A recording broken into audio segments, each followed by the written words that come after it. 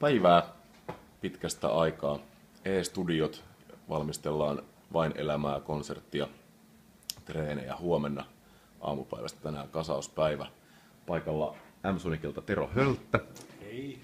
Ja tossa olisi uusi SSL live-mikseri, josta tuossa toissapäivänä otin keikalla jo hatsit ja miellyttävä käyttää, hyvä soundi ja bla bla bla. Ja mä oon rakennettu tähän aulaan meidän toimipiste ja täällä sitten operoidaan treenejä huomisen aikana ja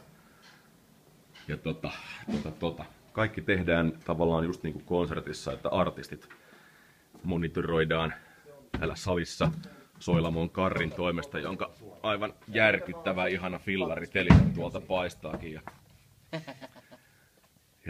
Niin, koska Ristohan täällä soittaa rumpuja bändissä. Hei. Meillä on kunnia olla täällä, vaikka omaa nilkkaa vähän purasenkin, niin Suomen ehdottomasti parhaimpiin kuuluvassa äänitysstudiossa tekemässä nämä treenit. Mutta ensi viikolla sitten lisää, kun itse veto on. Hei!